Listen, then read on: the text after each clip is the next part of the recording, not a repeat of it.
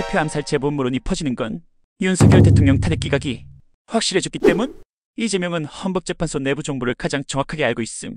문영배 헌법재판소장과 직접 소통이 가능하고 정계선 헌법재판관의 남편이나 김희수 전 헌법재판관을 통해 정보 교환이 가능. 이러한 정보들이 이재명에게 큰 자신감을 주었고 윤석열 대통령의 구속 취소 전까지 이재명은 여유롭게 대선 행보를 이어갔음. 그가 개헌 반대 선언을 하고 대통령이 되면 자신에 대한 수사를 중단할 수 있다는 협박성 발언을 한 것, 이재용 회장과의 면담을 성사시키고 3프로 등 경제 유튜브 채널에 적극적으로 출연한 것도 이와 같은 배경이 있었음. 하지만 윤석열 대통령의 구속 취소 이후 이재명은 예정됐던 대선 행보를 취소하고 의원 총동원령을 내리며 국회 농성에 돌입함. 특히 외신 인터뷰를 취소하고 장외투쟁에 집중.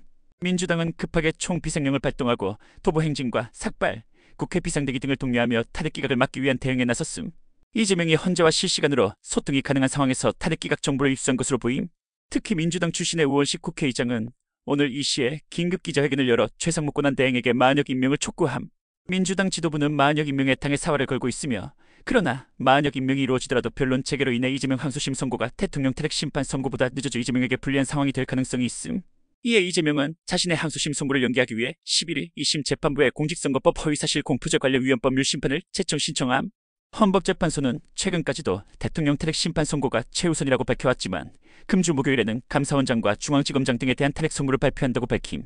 이는 헌재가 문영배와 이미선 측에서 대통령 탄핵 심판 인용을 위한 정족수 확보에 실패했기 때문에 덜 중요한 사건에 대한 선고로 시간을 끌면서 대통령 탄핵에 필요한 재판관 확보 전략을 취하고 있다는 분석이 나옴. 한덕수 총리 탄핵 심판 선고조차 이루어지지 않고 있는데 이는 기각이 분명하다는 이유에서 선고가 지연되고 있다는 것임. 한덕수 탄핵은 대통령 탄핵과 법적 쟁점들이 동일하기 때문에 헌재는 이를 결사적으로 연기하고 있는 상황임. 결론적으로 빠르면 14일, 늦어도 18일에는 윤석열 대통령이 탄핵 기각으로 직무에 복귀할 가능성이 매우 높다는 전망이 나오고 있음. 민주당이 10일 이재명 대표 암살 계획 제보를 받았다고 무리수를 던지는 것도 다급해졌기 때문이란 분석이 나옴. 참고로 이재명 암살 음모론은 정보사 장교 출신이 북파공작부대와 특전사 7075 비요원들이 러시아 제 권총을 밀수해서 이재명 대표를 암살할 계획을 가지고 있다고 제보했다고 함.